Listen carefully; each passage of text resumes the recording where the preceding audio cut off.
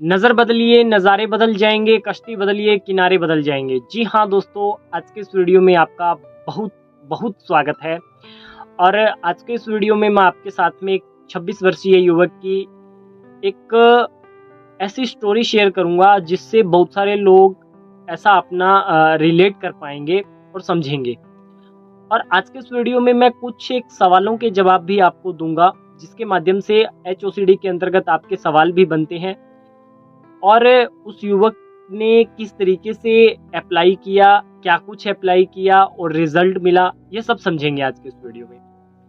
तो बिना देरी किए हुए आज के इस वीडियो को हम शुरू करते हैं। और वीडियो को शुरू करने से पहले आप सभी से रिक्वेस्ट है कि अभी तक अगर आपने इस चैनल को सब्सक्राइब नहीं किया है ना, तो इसे सब्सक्राइब ज़रूर कर लें, क्योंकि एक मोटिवेशन होता है ये सभी के लिए। और हम भी चाहते हैं कि ज़्यादा से ज़्यादा लोगों तक पहुंचा जाए, उन तक अपनी बात पहुंचाई जाए। तो आज के इस वीडियो को हम शुरू करते हैं। 26 वर्षीय युवक महाराष्ट्र से थे। 12 वर्ष की आयु में उनको प्रॉब्लम होती है HOCD की, और वह अपने स्कूल टाइम में टॉयलेट जाते हैं अपने फ्रेंड के साथ, और वहां जाने के बाद में उनके फ्रेंड ने उनके प्राइवेट पार्ट को टच कर दिया। वहां से टच करने के बाद में उनको थोड़ा सा ऐसा अजीब फील हुआ, परंतु ज़्यादा भी अजीब फील नहीं हुआ। 2 से 3 दिन के बाद में वापस से सेम वही हरकत होती है। उनका फ्रेंड क्या करता है कि अपना प्राइवेट पार्ट निकाल करके उनको दिखाता है स्कूल के टॉयलेट में, और ऐसा उसने 2 से 3 बार किया। और उसने इसको बोला भी कि आप इसको टच करके देखिए, ऐसा होता है वैसा होता है, ये ऐसा कुछ उसने बोला। तो उसके बाद में क्या हुआ कि जो हमारा सफरर था उसके दिमाग में वही बात चलने लगी, और बहुत समय तक उसके दिमाग में वही बात चली।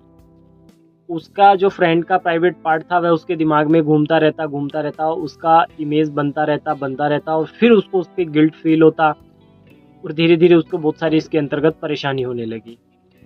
और जब यह परेशानी उनकी बढ़ी तो सिचुएशन जो थी वह उनके नियंत्रण से बाहर हो गई। तो अब जो हमारा सफर था वह परेशान रहने लगा, एंग्जाइटी होना, बहुत कुछ हुआ उसके साथ में। वजन घट गया, सब कुछ हुआ, पढ़ाई से मन उबने लगा, खुश नहीं रह पाते थे, सब कुछ हुआ।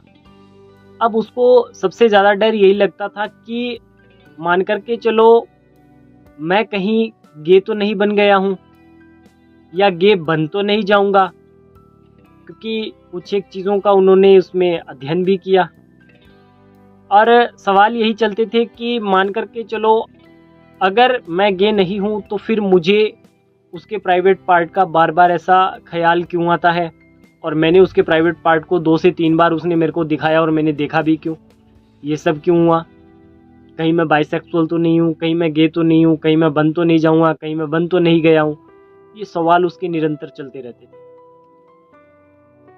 फिर उससे रिलेटेड उसने 2-3 जगह ट्रीटमेंट भी करवाया अपना, परंतु कुछ बना नहीं। फिर उन्हें ऑनलाइन हमारा पता चला, और हमारे साथ जुड़ करके उन्होंने 23 दिन के अंदर अपनी HOCD को ठीक कर लिया।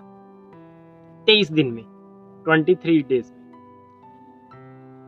अब उनकी स्टोरी तो मैंने आपके साथ शेयर की, उनका OCD तो ठीक भी हुआ, आज अच्छा जीवन जी रहे हैं अपना।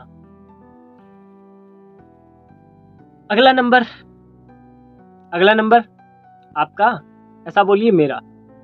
अगर उनकी OCD ठीक हुई है तो आपकी OCD भी ठीक हो सकती है। करना क्या पड़ेगा? चाहना पड़ेगा। उन्होंने जब हम फीडबैक लेते हैं तो उसके अंतर्गत उन्होंने बताया सब चीज़ें जो आप करवाते हो सब अच्छी है, उसमें कोई वो नहीं है, सब चीज़ें अच्छी बताते हो आप, अच्छा करवाते हो। परंतु जो चीज़ मुझे समझने में मदद मिली ना, वो ART का फॉर्मूला था।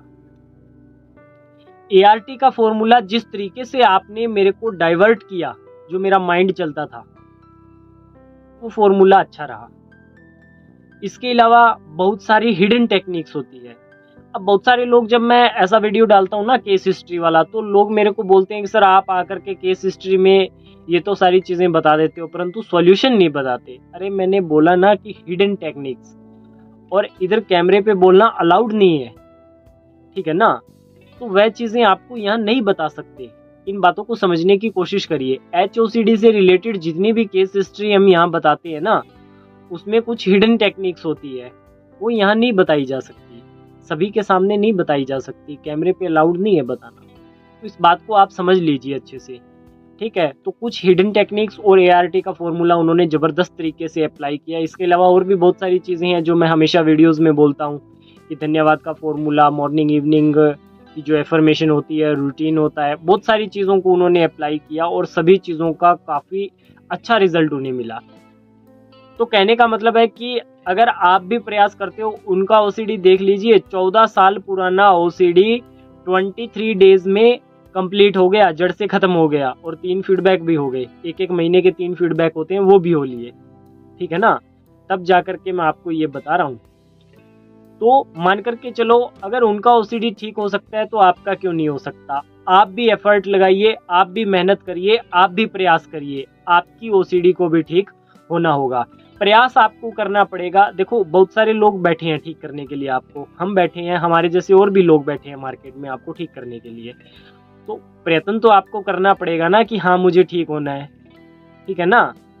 प्रयत्न आपको करना पड़ेगा, प्रयास करना पड़ेगा, अंदर से चाहना पड़ेगा कि हाँ मुझे ठीक होना है। और जब आप ठीक होने के लिए ऐसा चाहत लेकर के आओगे तो आप 100% ठीक होगे।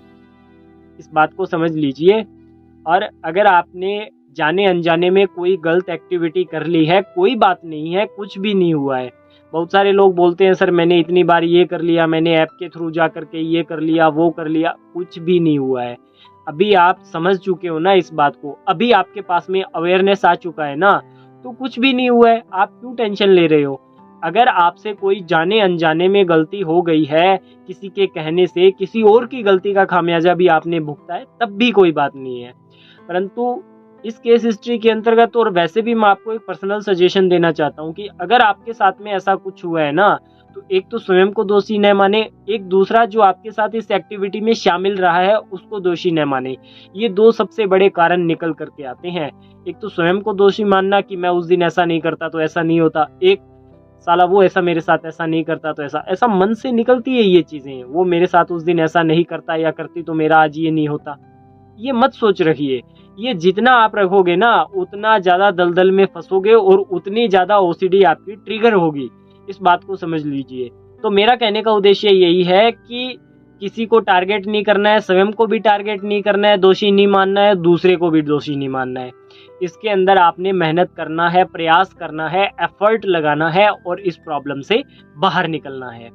आज के इस वीडियो में इतना ही। यदि आपको भी इसमें किसी तरीके की कोई समस्या है या आपको किसी तरीके की कोई हेल्प चाहिए तो स्क्रीन पे दिए गए नंबर पे कॉल करिए, ऑनलाइन ऑफलाइन हमारे साथ जुड़िए। धन्यवाद।